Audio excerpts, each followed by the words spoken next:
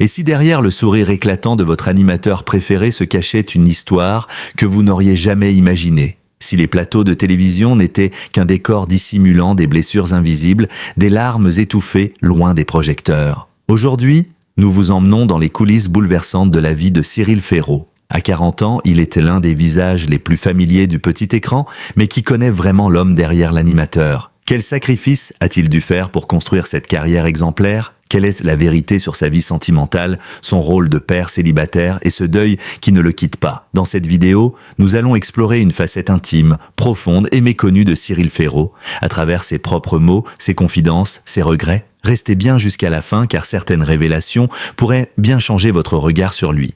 N'oubliez pas de vous abonner à la chaîne, d'activer la cloche et de laisser un commentaire. Vous aussi, avez-vous déjà eu l'impression de porter un masque pour tenir bon? Votre soutien nous motive à vous proposer toujours plus de contenus sincères et poignants. Cyril Ferraud, né en mars 1985 à Digne-les-Bains, est l'un des visages les plus emblématiques du petit écran français. À 40 ans, il incarne cette figure rassurante de la télévision populaire, celle que l'on retrouve tous les jours entre deux rendez-vous ou à l'heure du café avec Slam, la carte au trésor où tout le monde veut prendre sa place. Sa voix chaleureuse, son sourire franc et son style d'animation bienveillant ont conquis des millions de foyers. Pourtant, derrière cette apparente légèreté, se cache une histoire de douleurs contenues, de défis silencieux et d'un long combat intérieur mené à huis clos. En 2025, pour la première fois, Cyril a levé le voile sur cette part de lui qu'il avait jusqu'ici tenue à distance du public, révélant la solitude, les épreuves intimes et les cicatrices profondes que la célébrité ne suffit pas à masquer. C'est dans une interview émouvante accordée à Télé Loisirs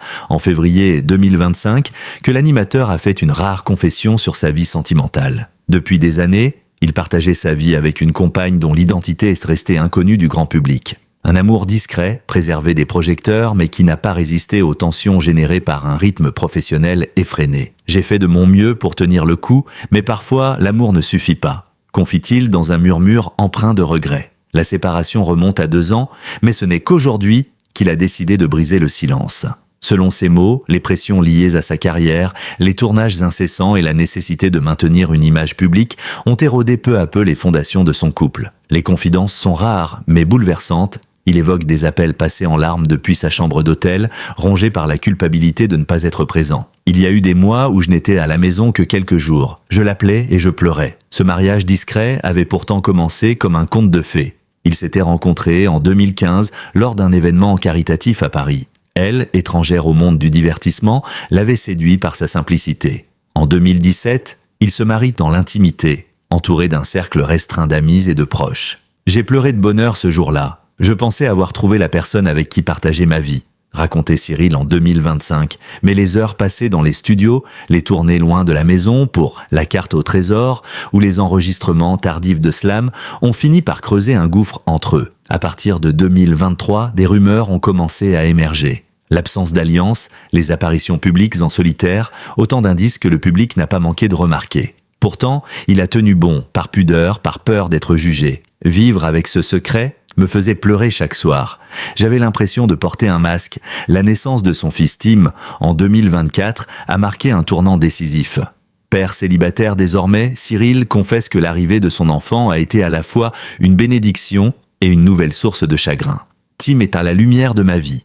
Mais chaque fois que je le regarde, je pleure, car j'aimerais qu'il ait une famille unie. Une photo publiée sur Instagram en août 2024, où l'on voit sa main tenant celle de son fils avec la légende « Le plus bel été » a profondément touché ses abonnés. Une image sobre, mais chargée de sens, comme un cri silencieux mêlé de douceur et de douleur. Mais la blessure la plus ancienne, et sans doute la plus profonde dans le parcours de Cyril Ferraud, remonte à 2010. Cette année-là, il perd brutalement son père, André, emporté par une crise cardiaque. Un drame d'autant plus violent qu'il se produit alors que Cyril est en tournage à Paris.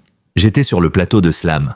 Ma mère m'a appelé, je me suis effondré. Les larmes coulaient, je n'entendais plus rien autour de moi. Ce moment, il ne l'oubliera jamais. Il n'a pas eu le temps de revenir à Digne-les-Bains pour faire ses adieux. Ce regret le hante encore, il avait promis à son père de l'inviter à un enregistrement. Il ne l'a jamais fait. J'y pense tous les jours.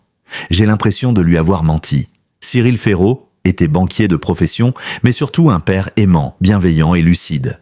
Inquiet des choix de son fils, il l'a pourtant toujours soutenu dans sa passion pour la télévision. Il disait « Si tu veux faire de la télé, fais-le du mieux que tu peux ». Ce conseil, Cyril s'en est imprégné jusqu'au plus profond de lui-même. Une lettre retrouvée après la mort de son père, écrite de sa main, l'encourageait à ne jamais abandonner ses rêves. « Quand j'ai lu cette lettre, j'ai pleuré. J'avais l'impression qu'il me parlait encore », confiera-t-il à Télé 7 jours.